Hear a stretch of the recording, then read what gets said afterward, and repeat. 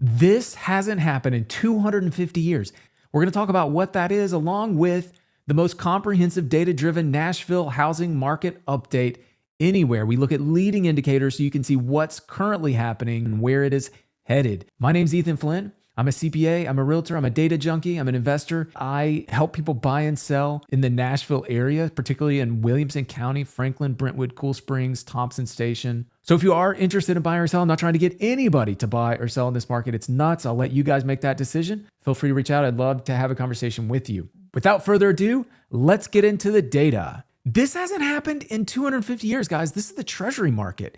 And basically, the article talks about government bond annual returns. Now, you got to keep in mind, when the value of the bond drops, it's because interest rates increase. So what we've seen is we might see for the third consecutive year, interest rates in the 10-year government bond increasing. Now, this has defied all forecasts, almost all forecasts. Now, there are some people that have been very bearish on bonds for a while now. JP Morgan's Jamie Dimon, Larry Summers, and personally me. Now, I said at the beginning of the year, I thought that the 10-year would continue to go up and mortgage rates would follow, and that has been accurate so far. But guys, I'm not going to tell you mortgage rates will drop. I think they're on an uptrend for sure, but this could change on a dime. Okay, so don't let anybody tell you that they know exactly where the 10-year is heading.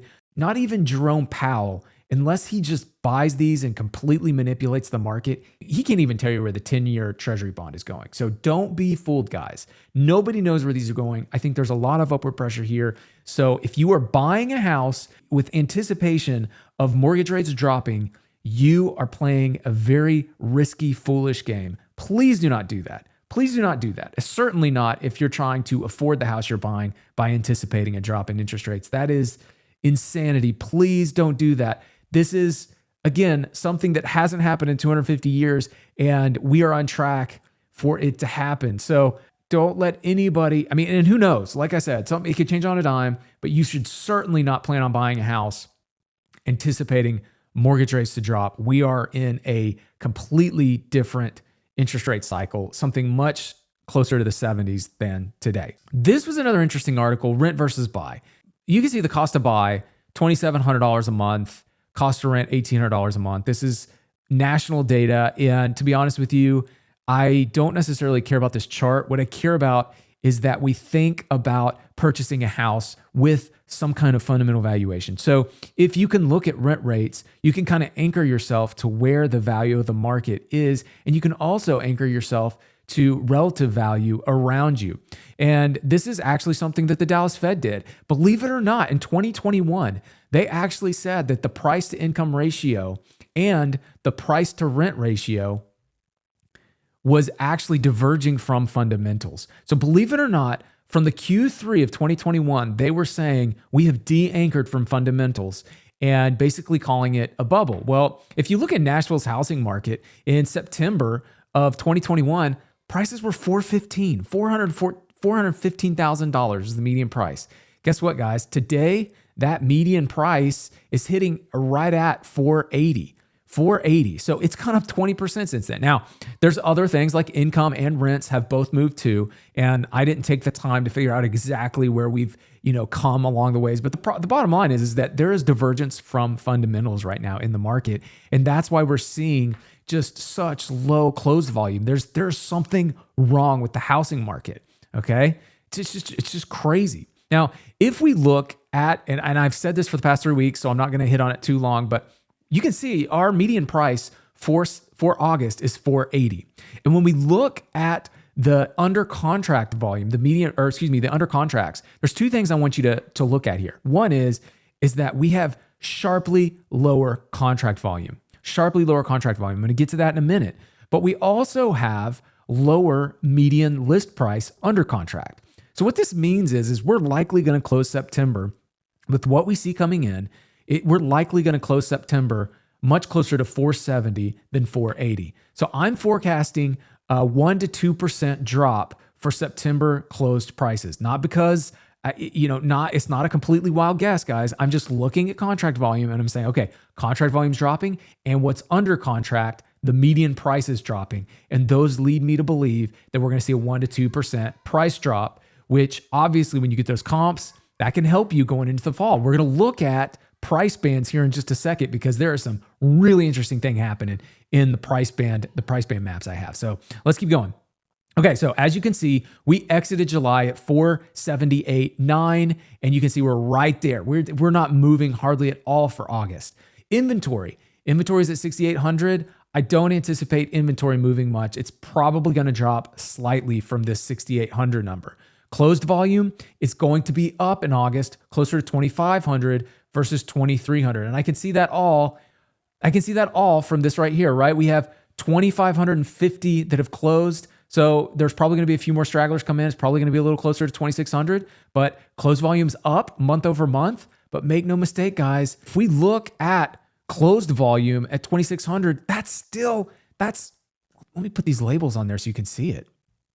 Okay, we closed last August at 2,800. So we're still 10% lower than last year. And guys, last year had a dramatic drop from the previous year. So we're seeing, again, multi-year record low closed volume. In fact, now I'm forecasting 26,000 closings. I started the year at 30,000, dropped it to 27,000. Now I'm dropping it to 26,000. 26,000 closings for the Middle Tennessee area, which is just really, really low. So you can see we're in a standstill here. We're in a standstill. And at the same time, we peaked prices this year lower than they peaked last year to the tune of 4%. We're now 4% lower than peak.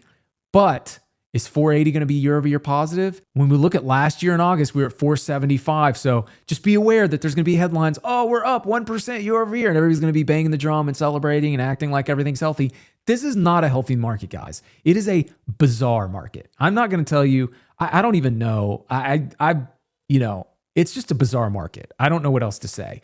But you're going to hear people say 1% up year over year and volume is down. It's just a weird market, guys. Weird market. Look at the under 600. So this is inventory under 600, and the red is just basically like there's no supply. It's like less than 2 months supply of inventory, less than 3 months supply of inventory. You can see it is red, but look at this. This actually surprised me. It's getting soft on the west side of Nashville. Like 37205 is a very, very solid zip code, guys. Very solid zip code. Yet we have 31 active listings right now on 37205 and only 5 under contract. That's a 6-month supply to momentum. That is shocking to me. Look at this 37220, which is just north of Brentwood. It's the Brentwood Oak Hill area. We have 7 active listings under 700,000 in the zip code and only 1 under contract. So you can see that the market is starting to soften a little bit for those under 700,000. This shocked me, guys. Truly, it shocked me. So this is 700 to a million prices. Again, you can see 37205 is actually much tighter in the 700 to a million, which is interesting, right? It's a different price band and completely different supply.